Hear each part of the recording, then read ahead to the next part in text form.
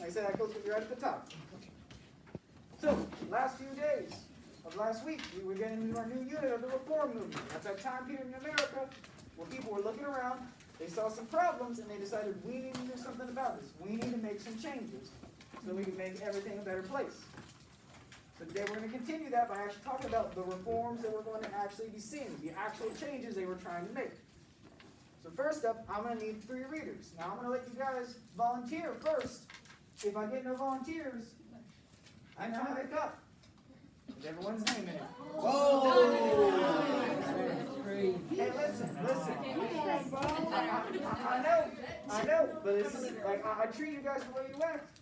Amen. I just need people to volunteer. I don't ask you guys to read the whole thing. I ask you guys to read paragraphs. It's not that hard.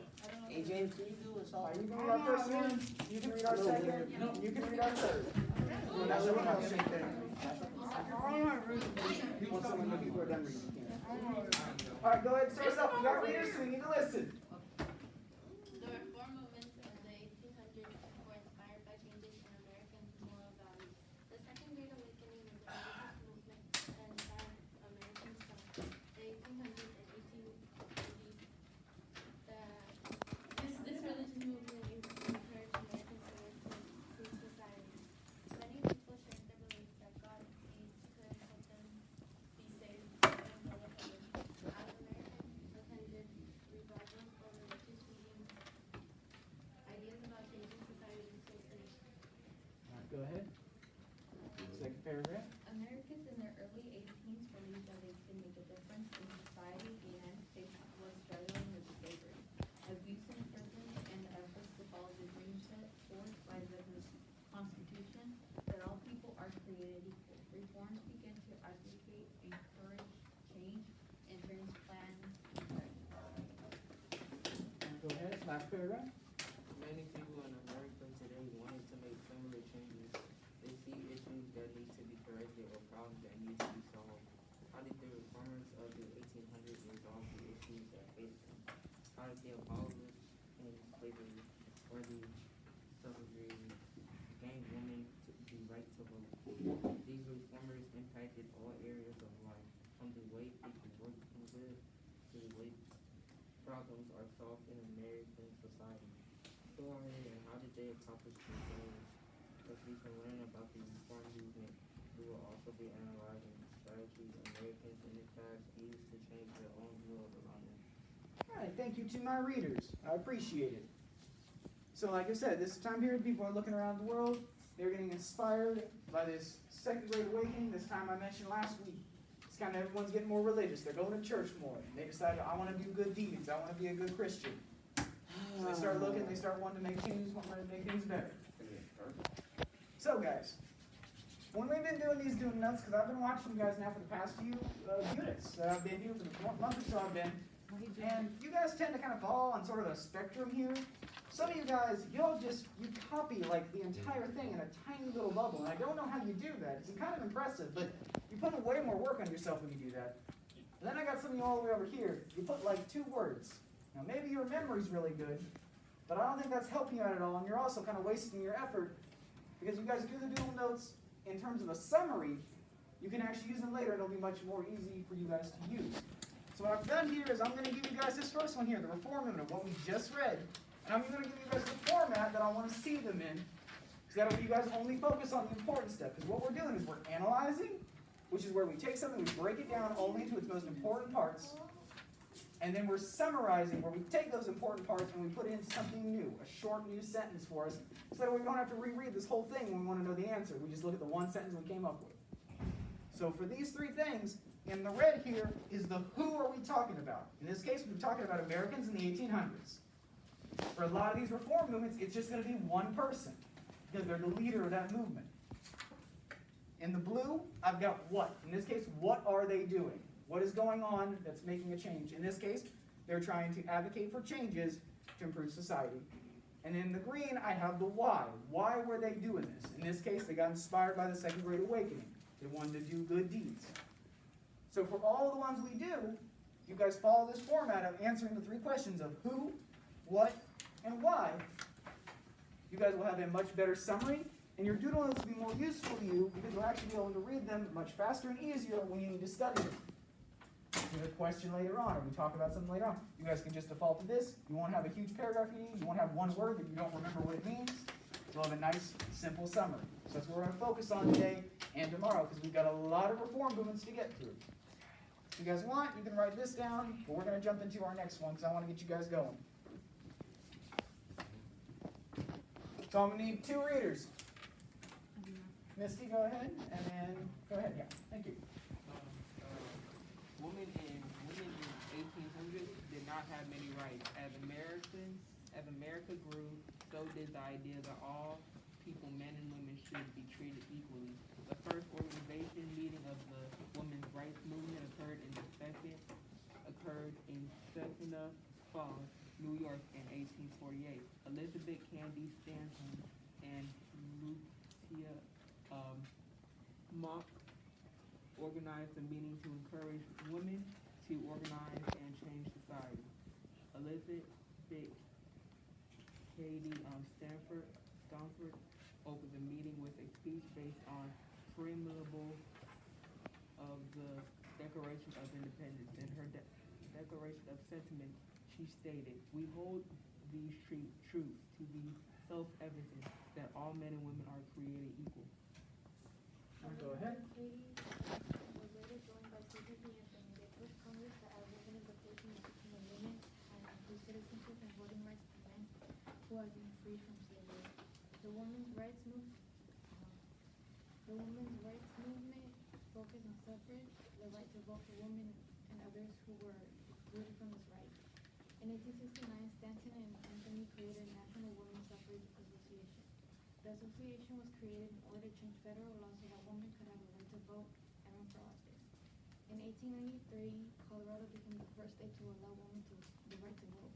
It wasn't until August 26, 1920 that the 19th Amendment to the Constitution was made a law and women were granted the right to vote. All right, to my readers, thank you very much. I appreciate it. All right, so remember last week we were talking about how women at this time do not have a lot of rights. They can't vote, they can't own property, if they work somewhere, whatever they make goes to their husband. And there's a lot of women at this time who recognize that might be an issue, that that's not living up to our country's goal of all of us being created equal. So they began to organize meetings, first at Seneca Falls, but then elsewhere, to push for them getting the right to vote, for the laws to be changed for them to gain more rights and equality. So what I want you guys to do is for this one, go ahead and write that summary. There are 3 names in here, so when you're thinking about who, those are probably the names you should be writing down. Then what were these women doing? What were they trying to change? And then for why, explain why they thought this is something they need to change.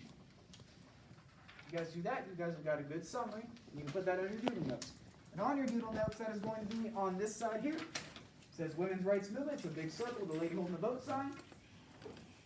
So like I said, in that part there, answer those 3 questions of who, what, and why. I'll give you guys a few minutes to work on that before we move on to the next one. Yeah.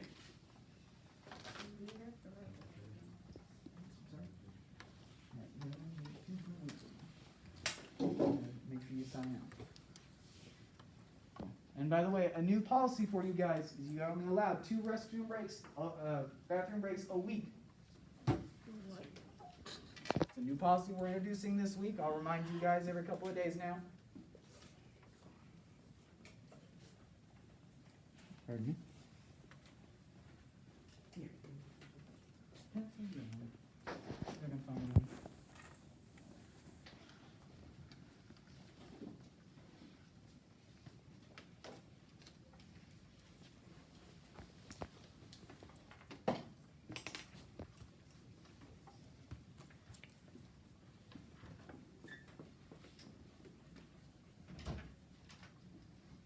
Remember, when we're analyzing, we're looking at all this, and we are trying to find the most important parts. Those things that we need to write that summary. Because all that other stuff, it might be useful, but it's not important to us right now, because that's not what's going in our summary.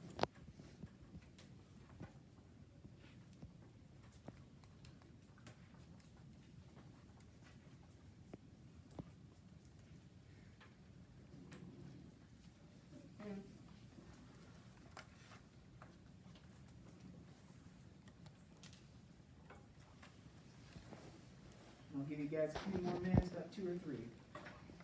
Like I said, we got a lot of reforms we got to get through because there was quite a few going on at this time.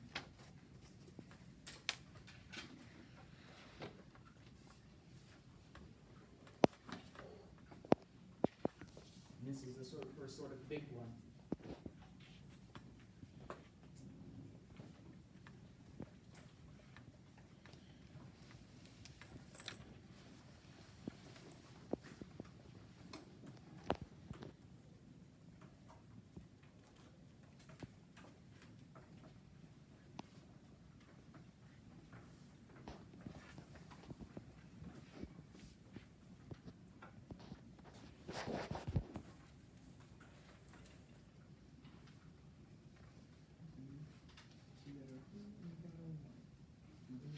Why are we fighting?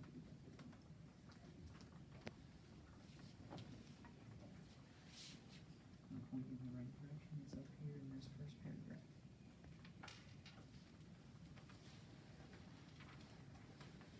And remember, guys, you can put that who and you get the what. You still need to add the why. That's that justification. That's the reason that motivated them to go through the actions they're taking. Because they didn't just get up one day and say, oh, I'm going to go do this today. They needed a reason. Something that helped justify what they were doing. So make sure you include that why.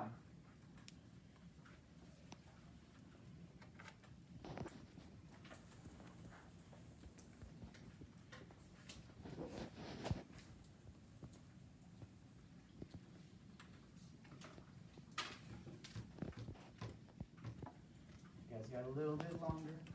You need to be finishing up what you got. So we move on to the next one.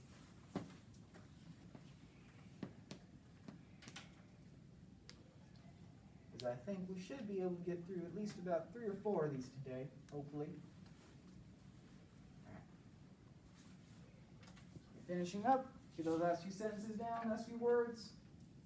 I got a couple pictures I want to show you guys. So this here, at the bottom, is a picture or drawing of one of these meetings these women would hold. The first one was at Seneca Falls, and that was the big one, but after that, a bunch more started popping up all over the country. And it's basically what they would look like. Women would get together and they'd talk about why they deserved this right, why this was unfair treatment against them. And they would organize themselves on how they were going to protest, how they were going to design posters, or how they were going to get people to be aware and to come to support what they were doing.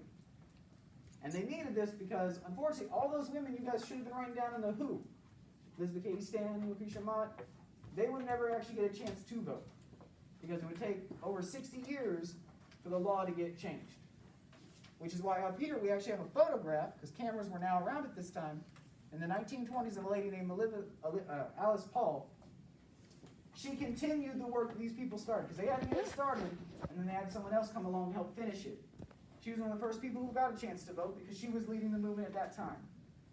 So in this time period is when women are finally starting to fight to get their right to vote, but they wouldn't happen until later on, after by the time we end in this class in terms of history. So by the time we get to the end, when we get to Reconstruction, women still don't have the right to vote, and these people out here are still fighting for it. All right, so we got our next one. We're going to need 3 readers for this one. You've already volunteered. I thank you, but you're good. You've done your part for today. Volunteer, thank you very much. You read the first one. I need 2 more. All right, thank you. Thank you. Appreciate it, guys. Go right ahead. First paragraph starts with her name's Dorothy Dix. Dorothy Dix led the prison reform movement all due to her own personal experiences. Dorothy Dix had taken a job teaching inmates in a prison when she received a shock that would change her life and the lives of so many others. She saw horrible conditions that the prisoners experienced and the cruel ways they were treated. She began speaking up for those who couldn't, the prisoners and the often mentally insane who were held there. Prison. Prisons in the 1800s were filthy and had no rules, with violent criminals housed side by side with the mentally ill. Inmates were often beaten for no reason.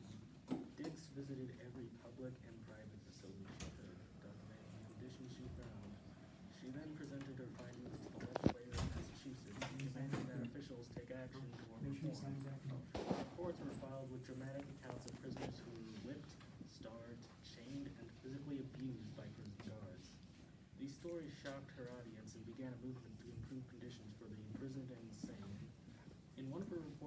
describes finding an elderly man being kept in a basement.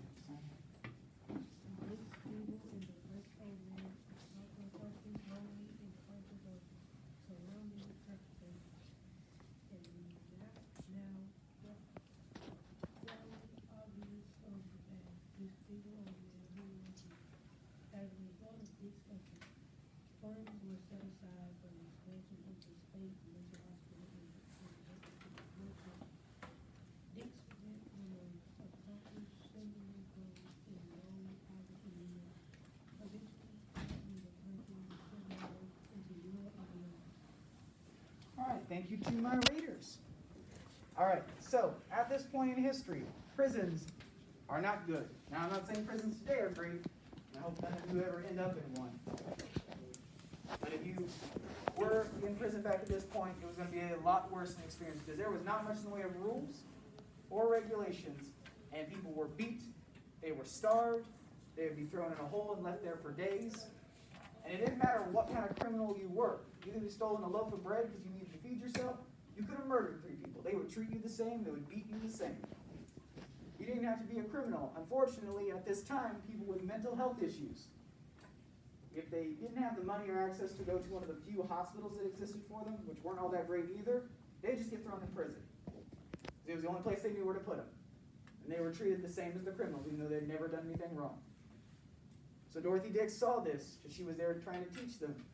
And she couldn't believe how horrible everything was for them. So she decided everyone else needed to know about this. And eventually she saw some change. So go ahead.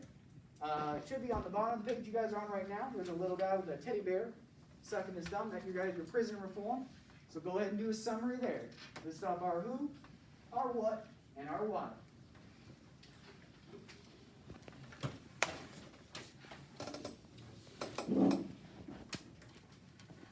I'll give you guys a few minutes to do that, and then I'll show you some pictures from prisons at this time.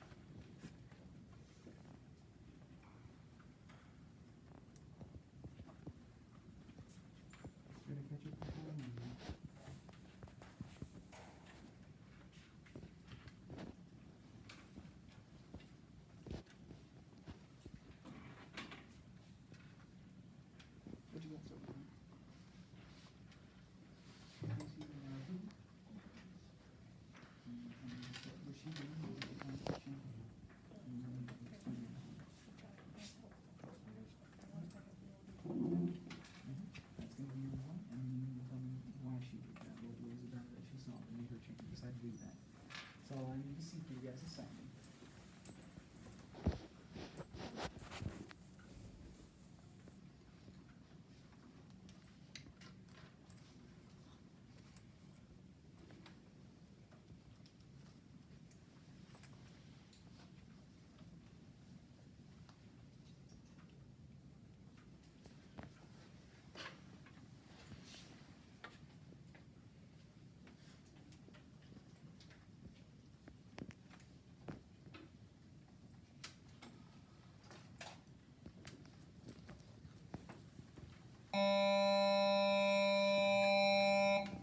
Alright guys, we give about another minute or so.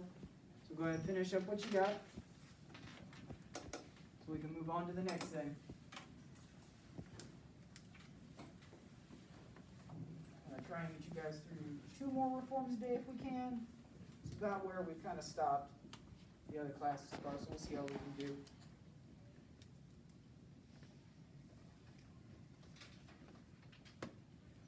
Alright. like I said, I got a picture for you guys. This here is from a prison at this time in history. This was a prison. It was out in the prison yard. So these two guys up here, they're in what are called stockades. That's that thing where they put your arms and head in and they lock you in. And they would just leave you there out in the sun, in the rain, in the snow. They might leave you there for a whole day, maybe more. And that's just where you sit like that. Time to stand up. Now this guy here down below, this guy here is standing next to him. You might not be able to see really. He's got a cane. And he's going to start hitting him. He's going to start whipping him. Because like I said, they would just do whatever punishments they felt like.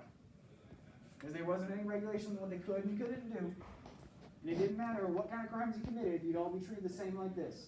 And so when Dorothy Dix saw stuff like this, saw the conditions, she's like, we need to do something to change. Not all these guys are innocent, but that doesn't necessarily mean they deserve to be treated this harshly. So I'm talking about a guy who I know you guys are going to love once you learn what he did. Great at school. So, I got 3 readers for this one. You've been doing really good on volunteers, so I want to see more. Alright, go ahead. You can do our second paragraph. You can do our third. Alright, thank you guys. I very much appreciate that. Go ahead and start. Horace Mann, known as the father of American public schools, was born in 1796 as a child. Horace only attended school for 10 weeks out of the school year because he was working on the family farm. As an adult, Mann attended college and became very interested in politics, education, and social reform. Many thought that education would be a benefit to humanity. It was Mann's belief that reforming education would improve schools, giving students a chance to gain an education and have choices in life as an adult. Alright, go ahead. Second paragraph. Man began speaking out about the importance of education. He even began writing about it in his journal that he created for teachers. Once Mann became the secretary of the Massachusetts Board of Education, he began his work in simplification. Mann viewed education reform as a way to better society. He believed that education will allow kids of all backgrounds the chance to go to school to learn. Last paragraph. Man was able to change many things about education. School was changed to supplement the attendance became mandatory. Teacher training and education became very important. Also, finally, it was decided that school and teacher salaries would be paid for by taxpayers. By the year 1850, most North and West states used Mann's education ideas. Alright, thank you to my readers. I appreciate it. So if you guys ever wonder why you're here every day, for 8 hours, all your periods, learning all this stuff, I still wonder why. you guys can thank him. Because the thing is, he saw that basically if you didn't have an education back then, you either went to work in those factories that were dirty and unclean, where you made like 10 cents an hour, or you went and worked on the farm, which didn't pay a whole lot either. So without an education, you guys would pretty much have to work a really hard job where you wouldn't get a whole lot of money out of it.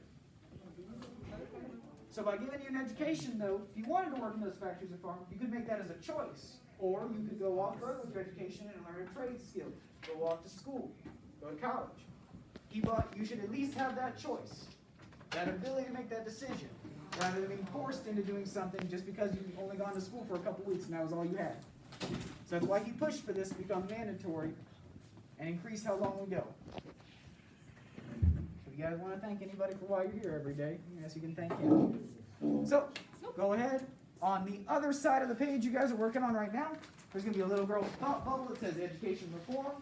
That's what you guys are going to write this summer.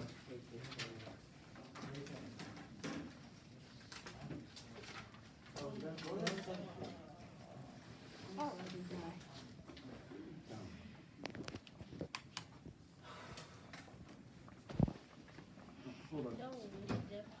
He came back and spent the bathroom in his clothes.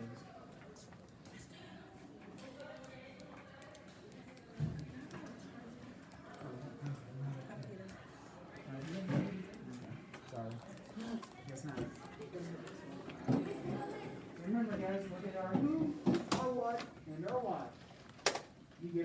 you've got your summary. That's all you need. There's a set, yeah, well, for this one here, you might be able to squeeze in one more. We should be able to do one more. I think we can do one more. I want to keep you guys on pace with everybody else, because everyone else either got to the next one or started it. I want to try and at least get you guys there. I think you guys could actually get that one done today. I'll give you guys a few minutes to work on this. But we'll see. Because like I said, with our summary, it just needs to be the important stuff. So that way you can just look at it and within one sentence go, oh, that's what we talked about that day. I remember now.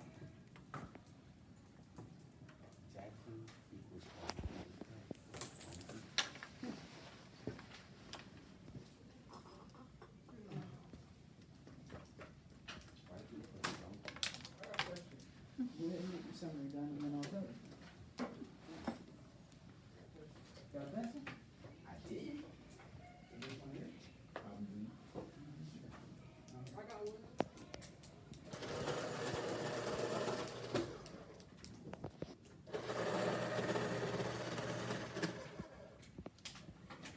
Use this one. Shane's not wanting to work with this one. That's the license. We probably didn't. Yes. Exit history, I forgot who ran for president. Dude from Texas. I thought he was,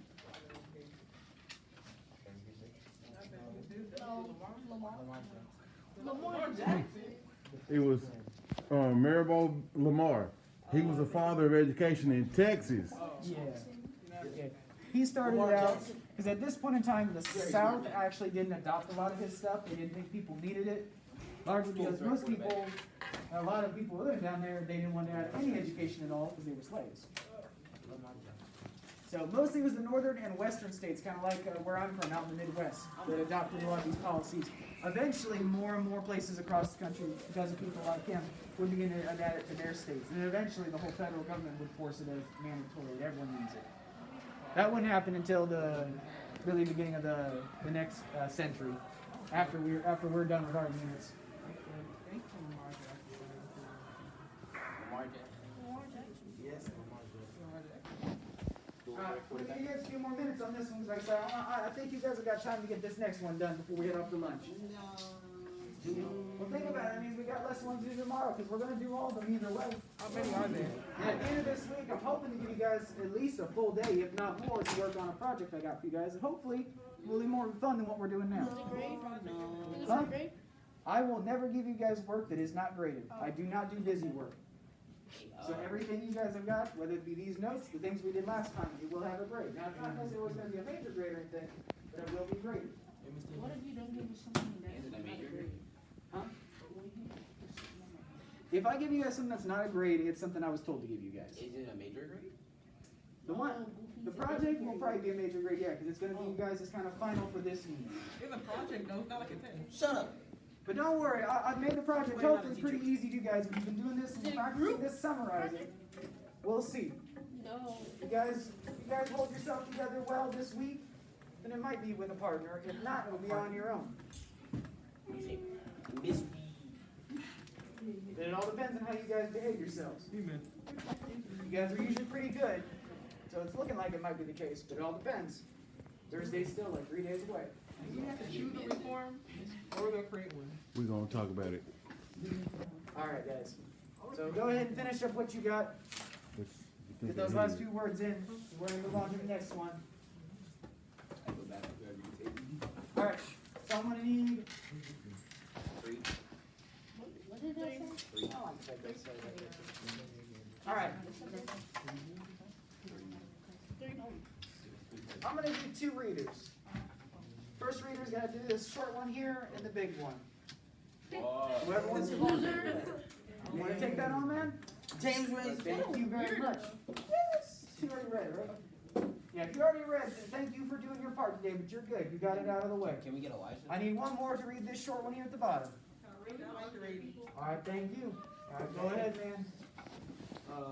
For years, this disabled were unable to gain the care they You listen, needed you have a to. reader. The reform movement changed the way those with disabilities were treated and cared for by Americans. Listen, let me read. Keep going. And then after the first reader's got to read that short one and the big one. No, read it. I like reading. You're good. You already did your part. Thomas Hopkins. I believe it's Claudette. Was interested in the education of the deaf. He co-founded the first institution for the education of the deaf in North America.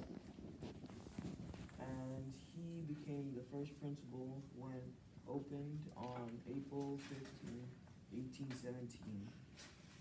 It was called the Connecticut Asylum at Hartford. Yeah. For the education and instruction of deaf and dumb persons. Yeah. But it is now known as the American School for the Deaf. His son, Edward Gaudet, I'm not gonna say it, Gaudet, is seen in the picture on the right. You're good. Continued his work educating the deaf by starting Columbia Instruction Institution, whatever, for the deaf and blind. All right, thank you very much. All right. Get it finished up here. Let's get it finished up. Hold up and listen. Guys, listen. Go ahead. In 1829, the first school for the blind was established in New England. They, along with other schools in America, taught the Braille system a method of reading using space with raised lines. Because of Braille, many Americans were taught Spanish, meaning All right, thank you to both my readers. I appreciate it. All right, guys. So, at this time, if you had disabilities, it was not a great time for you unless you had someone who's willing to take care of you. There were no supports. There wasn't a lot of access for you. So these guys here, they thought it was necessary that you had those problems, that they should help you get skills so that you can still take care of yourself. Still be able to manage for yourself. He set up for what they call deaf and dumb. Back then, dumb kind of referred to people who weren't necessarily stupid. They were people who had mental disabilities that made it so that it was harder for them to learn, or they might be mute and couldn't speak. Nowadays, we don't use that word anymore that way. We just use, mental handicapped or something. No, there's a difference. They don't have a choice necessarily if they struggle. So then he started that. The other school introduced the Braille system. You guys might have seen this. If you ever see like words and then below there are a bunch of little dots that are raised, that's for blind people. It's a whole language they're able to read. It got started around this time back in, I think it was France or England. It got invented, and it's been since taught for every blind person. So what I want you guys to do with the last few minutes we got in class today, because I think this should be the last one we'll get to, is go ahead and write a summary for this one. It's going to be on the side you did the women's rights. In the top corner is a little girl with a little heart. That's what we're going to do, care for the disabled. Because at this point in time, we're seeing people push reform to help take care of those who have disabilities. So remember, for our summary we're using analysis to break down what we just read into its most important parts. And we're answering those questions of who, what, and why. And that makes our summary.